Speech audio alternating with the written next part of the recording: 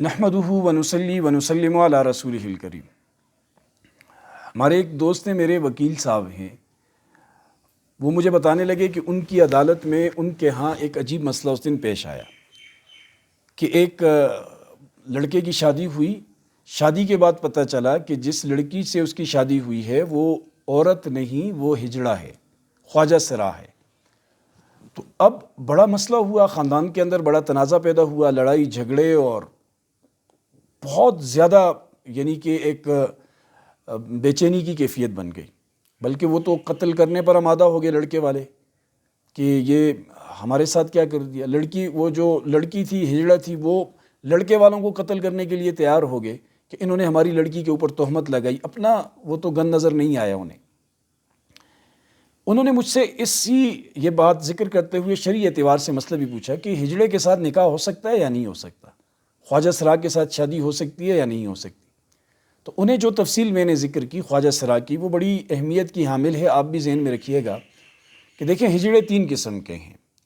ایک وہ ہیں کہ جن میں مردوں جیسی علامات زیادہ ہوتی ہیں، یعنی وہ مرد بن سکتے ہیں، وہ باپ بن سکتے ہیں، اور مردوں کی وہ ساری ساخت بناوٹ ہوتی ہے، اور کچھ ان میں ہجڑوں کی چیزیں ہوتی ہیں۔ تو ایسا ہجڑا عورت سے شادی کر سکتا ہے، عام عورت سے، کیونکہ اس میں مردوں والی ساری طور طریقے، عادات، علامات، خوبیاں اور وہ جسم کے اعضاء وہ پائے جاتے ہیں۔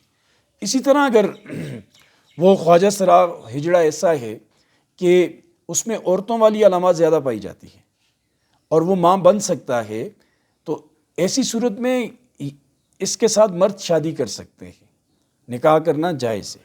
اور تیسری صورت جس کو خنثی مشکل کہتے ہیں، کہ جس کے مرد عورت کا پتہ نہ چلے، کہ دونوں علامات پائی جائیں یا دونوں نہ پائی جائیں، یا وہ ماں باپ نہ بن سکتا ہو، تو ایسی صورت میں اس کے ساتھ نکاح کرنا جائز نہیں ہے۔ وہ اس لیے کہ اگر مرد اس کے ساتھ نکاح کرتا ہے تو وہ مرد کے حکم میں آتا ہے، وہ خنثی مشکل ہے، تو یہ ہم جنس پرستی ہے۔ عورت کرتی ہے تو عورت کے حکم میں وہ آتا ہے، تو یہ ہم جنس پرستی ہے، جس سے اسلام نے سختی سے منع کیا ہے۔ تو جو خنثی مشکل ہے اس کے ساتھ نکاح جائز نہیں ہے، اور جن کے اندر علامات پائی جاتی ہیں مردوں کی یا عورتوں کی، تو وہ اپنی مخالف جنس کے ساتھ ان کا نکاح ہو سکتا ہے۔ پھر اسی سے نکلتا ہوا ایک اور مسئلہ ہے ان کے میراث کا مسئلہ، کہ آیا ہجڑے کو میراث میں حصہ ملے گا یا نہیں ملے گا۔ دیکھیں یہ تو اللہ کی بناوٹ ہے۔ ان کو ایک تو یہ کہ ان کو عزت دینی چاہیے، ان کا احترام کرنا چاہیے، ان سے نفرت نہیں کرنی چاہیے، ان کو حقارت کی نگاہ سے نہیں دیکھنا چاہیے۔ جس طرح ہم مرد عورت اللہ کی تخلیق ہیں، اسی طرح یہ ہجڑے بھی اللہ کی تخلیق ہیں، اللہ نے پیدا کیے ہیں، لہٰذا ان کو ان کے حقوق سے محروم بھی نہیں کر سکتے۔ تو میراث میں بھی ان کے حق ہیں۔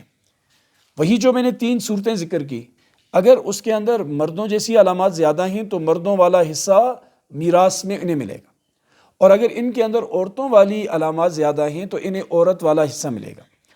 اور اگر وہ خنثی مشکل ہے، دونوں علامات پائی جاتی ہیں ایک جیسی، اور فیصلہ کرنا مشکل ہے کہ یہ مرد ہے یا عورت ہے، ایسی صورت میں فقہا کہتے ہیں کہ ورثاء میں سے جو اقل حصہ ہوگا وہ اس سے ملے گا۔ اگر ورثاء میں سے لڑکے کا حصہ کم بنتا ہے تو اسے لڑکے جیسا حصہ ملے گا، اور اگر لڑکی کا حصہ کم بنتا ہے، فیمیل کا حصہ کم بنتا ہے، تو اسے فیمیل جیسا حصہ ملے گا۔ تو لہٰذا ان سے نفرت بھی نہ کریں، انہیں حقارت کی نگاہ سے بھی نہ دیکھیں، یہ اللہ پاک کی تخلیق ہے، اللہ نے پیدا کیے ہیں۔ تو لہٰذا ان کے جو مسائل ہیں، ان کے جو حقوق ہیں، جیسے انسانی حقوق ہمارے ہیں مرد کے ہیں، جیسے انسانی حقوق عورتوں کے ہیں، ایسے ہی انسانی حقوق خواجہ سراؤں کے بھی ہیں۔ لہٰذا انہیں تنگ نہ کیا جائے، ان کے ساتھ ایسا بیہیویئر نہ برتا جائے کہ وہ اپنے آپ کو انسان ہی نہ شمار کریں، اور ان کے خاندان والے قطع تعلق کر دیتے ہیں، ایسا کسی کے گھر میں پیدا ہو جائے بالکل، تو یہ زیادتی ہے ان کے ساتھ۔ لہٰذا ان کے حقوق کی ادائیگی کریں گے تو انشاءاللہ اللہ کے ہاں ہم سرخرو ہوں گے۔ اللہ پاک عمل کی توفیق نصیب فرمائے۔